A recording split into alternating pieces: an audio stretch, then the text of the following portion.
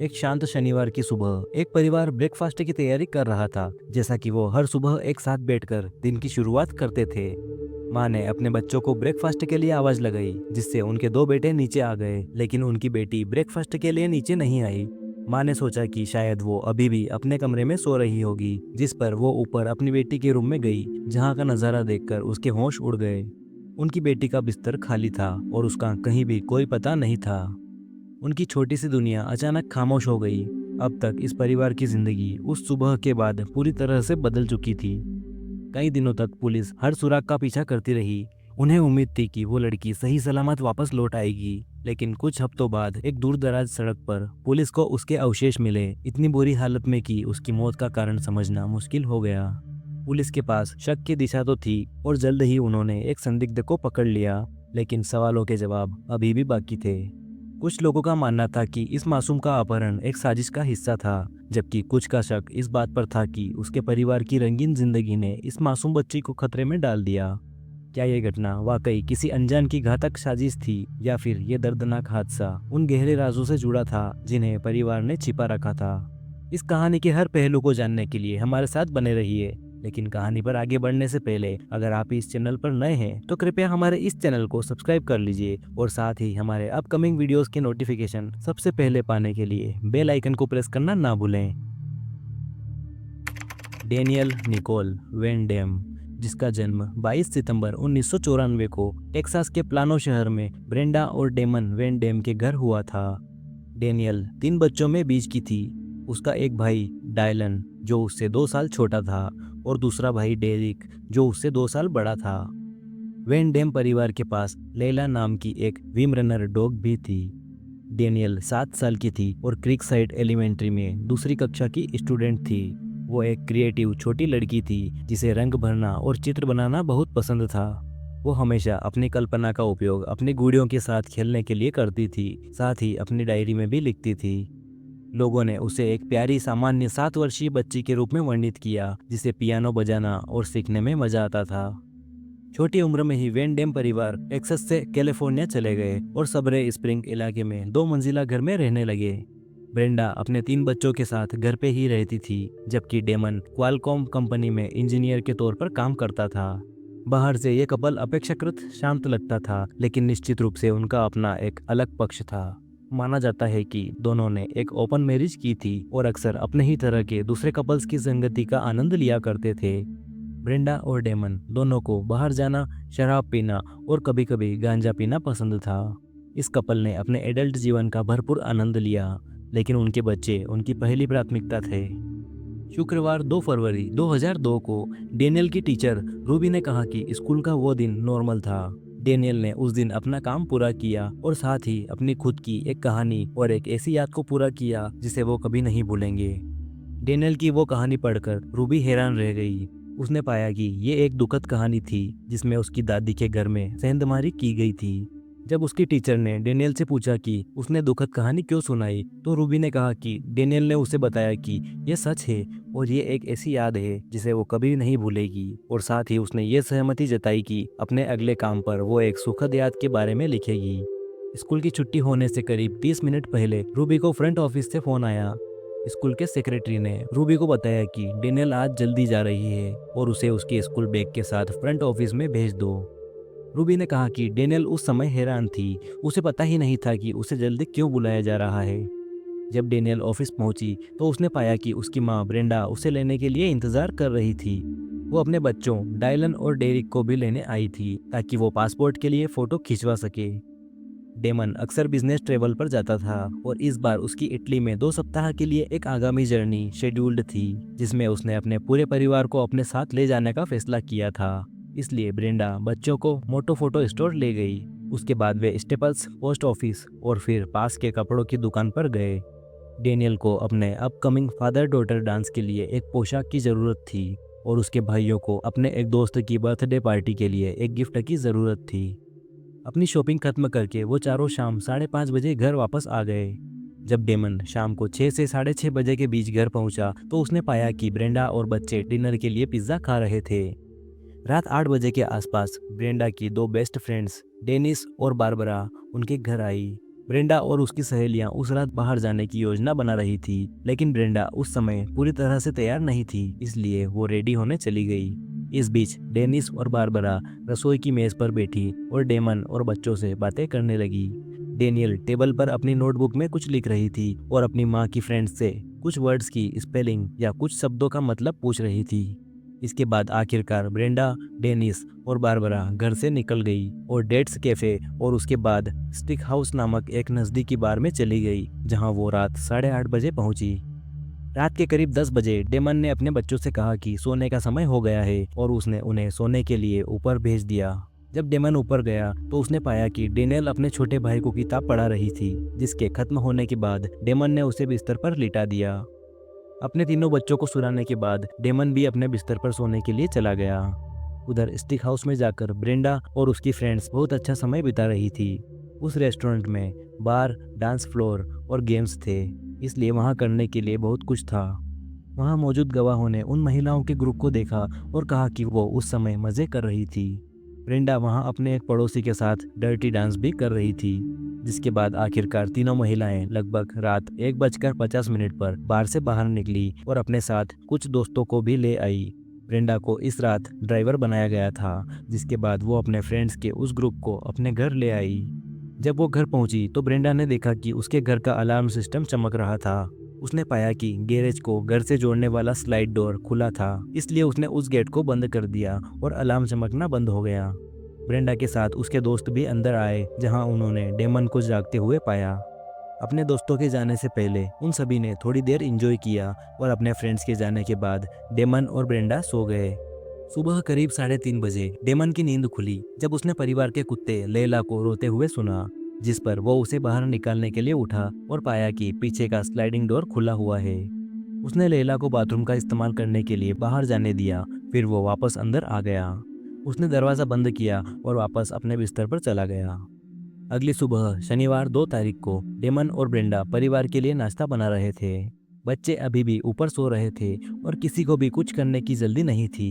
वो आमतौर पर अपने बच्चों को जब चाहे तब जागने देते थे, जिसके कुछ देर बाद उनके 2 बच्चे डेरिक और डायलन आखिरकार नीचे आ गए, लेकिन डेनियल नहीं आई। परिवार ने नाश्ता किया और उनकी बेटी अभी भी उनके साथ शामिल होने के लिए नीचे नहीं आई थी, इसलिए ब्रेंडा अपनी बेटी को जगाने के लिए उसके कमरे में गई। लेकिन जब वो उसके कमरे में एंटर हुई तो उसने पाया कि डेनियल का बिस्तर खाली है। ब्रेंडा ने अनुमान लगाया कि वो या तो बाथरूम में है या अपने भाई के कमरे में होगी, इसलिए ब्रेंडा ने सभी कमरों की जांच की, लेकिन डेनियल घर के अंदर या यार्ड में कहीं भी नहीं थी।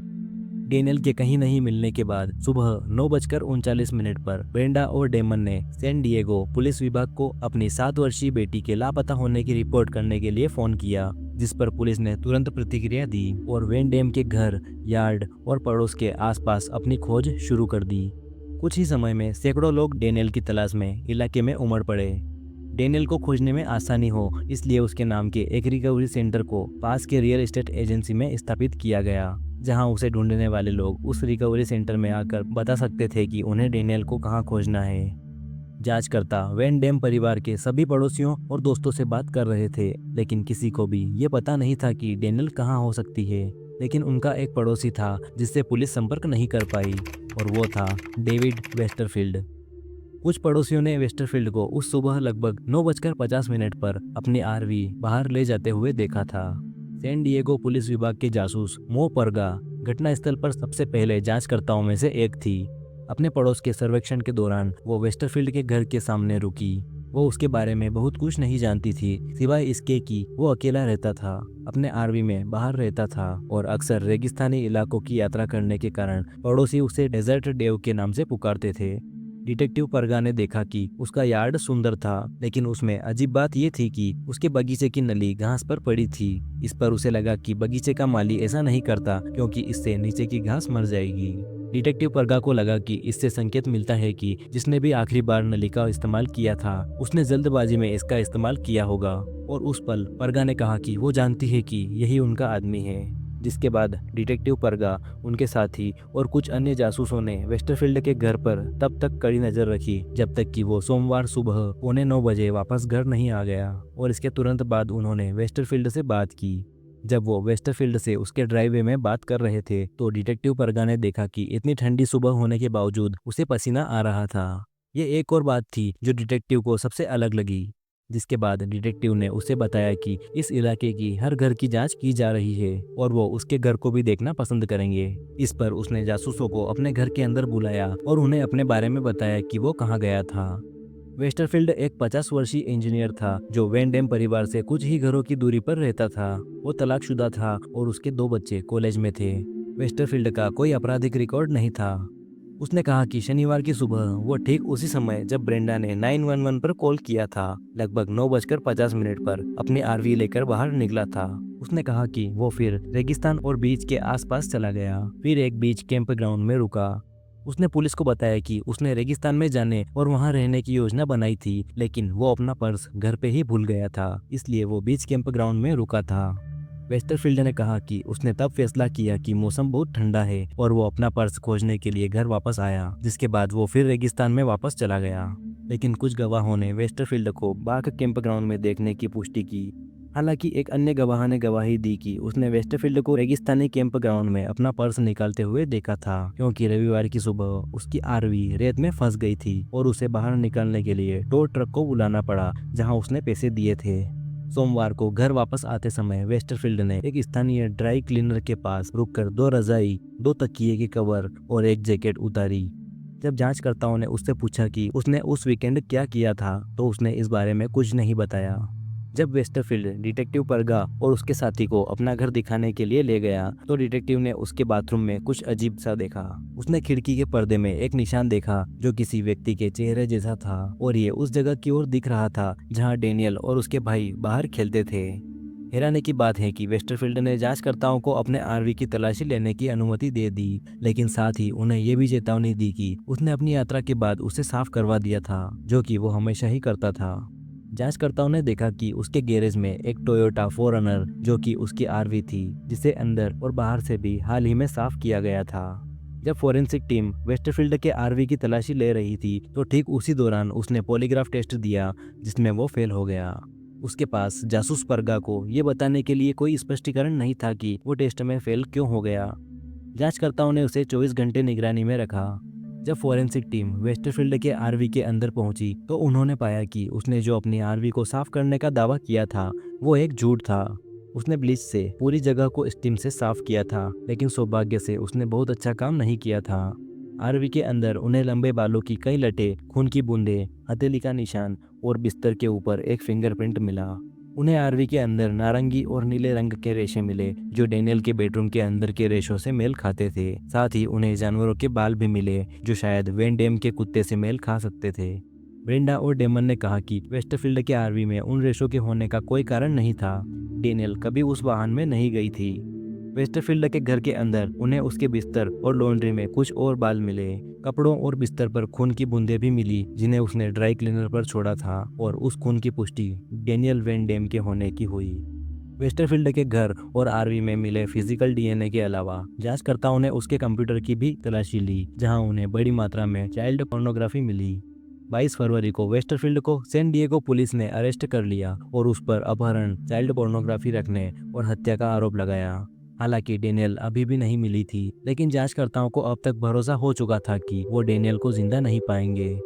डेनियल के साथ क्या हुआ था और वो कहाँ थी, ये स्वीकार करने के लिए वेस्टरफील्ड को पर्याप्त अवसर दिए जाने के बावजूद वो उसके लापता होने में कोई जानकारी या अपने इन्वॉल्वमेंट से इनकार करता रहा, जिस पर उन्होंने उसे एक दलील सौदा पेश किया जिसके तहत डेनियल की बॉडी वाली जगह बताने के बदले में उसकी मौत की सजा को समाप्त कर दिया जाएगा। लेकिन फिर भी उसने कोई जानकारी नहीं दी। जिसके कुछ दिनों बाद 27 फरवरी के दिन कुछ लोगों को एक ग्रामीण सड़क के किनारे एक पेड़ के नीचे एक बच्ची का बुरी तरह सड़ चुका शव मिला, और वो बच्ची नग्न अवस्था में थी। उसके कुछ दांत गायब थे और उसने मिकी माउस की बालियां पहन रखी थी, जो कि उसी लापता लड़की की होने की पुष्टि की गई। जिसके बाद ये पुष्टि हुई कि वो अवशेष डेनियल वेंडेम के थे। उसके अवशेषों के सड़ने की एडवांस स्टेज के कारण चिकित्सा परीक्षक उसकी मौत का कारण निर्धारित करने में असमर्थ था, चाहे उसका यौन उत्पीड़न हुआ हो या वो कितने समय से मरी हुई थी। बेशक वेस्टरफील्ड ने खुद को दोषी नहीं माना। उसका मुकदमा 4 जून 2002 को शुरू हुआ, डेनियल के लापता होने के ठीक 4 महीने बाद। उसके बचाव पक्ष ने तर्क दिया कि चाइल्ड पोर्नोग्राफी को वेस्टरफील्ड के 18 वर्षीय बेटे ने डाउनलोड किया होगा, लेकिन उसके बेटे ने गवाही दी कि बिल्कुल नहीं, मैंने इसे डाउनलोड नहीं किया। तो बचाव दल ने कहा कि वेस्टरफील्ड ने पोर्नोग्राफी को गवर्नमेंट को दिखाने के लिए डाउनलोड किया था, ताकि दुनिया को बाल पोर्नोग्राफी से जुड़ी समस्याओं के बारे में बताया जा सके। बचाव पक्ष की दलील का एक बड़ा हिस्सा ये था कि ब्रेंडा और डेमन की जीवन शैली उनकी बेटी की हत्या का कारण बनी। उन्होंने कहा कि क्योंकि वो दोनों पार्टी करने और सेक्स करने के लिए दूसरे लोगों को अपने जीवन और घर में लाते थे, इसलिए उन्होंने अपहरणकर्ता और हत्यारे को अपने घर में लाने वाले लोगों में से किसी एक की संभावना जताई। उन्होंने ये भी कहा कि जब वेस्टरफील्ड को गिरफ्तार किया गया तो उसके अधिकारों का उल्लंघन भी किया गया, क्योंकि उससे 9 घंटे तक पूछताछ की गई और उसे वकील को बुलाने, नहाने, खाने या सोने की परमिशन भी नहीं दी गई। उन्होंने ये भी कहा कि ऐसा कोई फिजिकल सबूत नहीं था जो वेस्टरफील्ड को वैन डैम के घर के अंदर या उसके शरीर पर उसके डीएनए का कोई सबूत दिखाता हो। उन्होंने कहा कि जासूसों ने वेस्टरफील्ड के अलावा किसी और पर कभी विचार ही नहीं किया। अभियोजन पक्ष ने वेस्टरफील्ड के घर और आरवी में पाए गए फोरेंसिक साक्ष्यों के साथ साथ लॉन्ड्रोमेंट में उसके द्वारा छोड़ी गई चीजों पर बहुत अधिक भरोसा किया। इसी के साथ वेस्टरफील्ड की भतीजी ने भी उस समय के बारे में गवाही दी जब वो 7 साल की थी। उसने कहा कि एक दिन जब वो सो रही थी तब वेस्टरफील्ड उसके बेडरूम में आया और उसके दांत रगड़ने लगा, जिस पर उसने उसे काट लिया और अपनी माँ को बताने के लिए भाग गई। लेकिन इस पर वेस्टरफील्ड ने कहा कि वो बस उसे देखने के लिए वहां गया था। 21 अगस्त 2002 को वेस्टरफील्ड को फर्स्ट डिग्री हत्या, किडनैपिंग और चाइल्ड पोर्नोग्राफी रखने का दोषी पाया गया, जिस पर उसे मौत की सजा सुनाई गई। वेस्टरफील्ड ने पूरे मुकदमे और कारावास के दौरान अपनी बेगुनाही का दावा किया। हालांकि जासूस परगा ने जो कुछ हुआ उसके बारे में अनुमान लगाया कि डेनियल की हत्या से 1 हफ्ते पहले शुक्रवार को ब्रेंडा और उसके दोस्त उसी बार में गए थे जहां वो अगले शुक्रवार को जाने वाले थे। वेस्टरफील्ड ने उस रात ब्रेंडा और उसके दोस्तों को देखा था। 5 दिन बाद बुधवार को ब्रेंडा और डेनियल पड़ोस में गर्ल स्काउट कुकीज बेचने गए थे और वेस्टरफील्ड के घर पर रुके थे। उसने उन्हें अंदर बुलाया और ब्रेंडा से कहा कि वो निराश है कि ब्रेंडा ने उसे अपने दोस्तों से नहीं मिलवाया, जबकि उसने उसे पिछले शुक्रवार को बार में देखा था। ब्रेंडा ने उसे बताया कि वो और उसके दोस्त उसी शुक्रवार को उसी बार में जाने की योजना बना रहे थे अगर वो डेनियल के लिए बेबी सीटर लाने में सक्षम हो जाते हैं तो। उसने वेस्टरफील्ड को यह भी बताया कि डेमन और लड़के शहर से बाहर जा रहे हैं और डेनियल की देखभाल नहीं कर पाएंगे। लेकिन वेस्टरफील्ड को यह पता नहीं था कि डेमन और उसके बच्चों ने अपनी वो यात्रा रद्द कर दी है, इसलिए वो उस रात बच्चों के साथ घर पर ही रहा था। जब वेस्टरफील्ड ने उस रात बार में ब्रेंडा को देखा और उसके साथ डांस किया तो उसने सोचा कि कोई बेबी सीटर डेनियल के साथ घर पर अकेली है और अपनी योजना को अंजाम देने के लिए चला गया। डिटेक्टिव परगा का मानना था कि यह केवल किस्मत और सहयोग था कि वेस्टरफील्ड ने परिवार के अन्य तीनों लोगों को नहीं जगाया या कुत्ते को सचेत नहीं किया। वो खुले साइड यार्ड दरवाजे से अंदर गया, जिसे उस शाम वहां मौजूद एक दोस्त ने गलती से खुला छोड़ दिया था और डेनियल को घर से बाहर निकालकर अपने घर में ले गया। वेस्टरफील्ड ने आखिरकार उसे अपनी आरवी 4रनर के पीछे लेटा दिया, जहां उसने उसे उस जगह पहुंचाया जहां उसने अपना आरवी रखा था। हालांकि वेस्टरफील्ड ने इनमें से किसी भी बात को स्वीकार नहीं किया, लेकिन ये बात समय रेखा के साथ मेल खाती है। वेस्टरफील्ड वर्तमान में सैन क्विंटन स्टेट जेल में मौत की सजा पर है। 2019 में उसने अपनी सजा के खिलाफ अपील की, लेकिन सुप्रीम कोर्ट ने उसकी सजा को बरकरार रखने का फैसला किया। उसकी सजा के जवाब में ब्रेंडा ने कहा कि ईमानदारी से मुझे लगता है कि वो जितना अधिक समय तक जेल में रहेगा उसे उतना ही प्रताड़ित किया जाएगा। एक इंसान के रूप में मुझे ये कहने से नफरत है, लेकिन जो भी उसके लिए बुरा है वो मेरे लिए बेहतर है। आपको ये कहानी कैसी लगी? अपने विचार हमें कमेंट में बताएं। साथ ही वीडियो को लाइक और चैनल को सब्सक्राइब करना ना भूलें। धन्यवाद।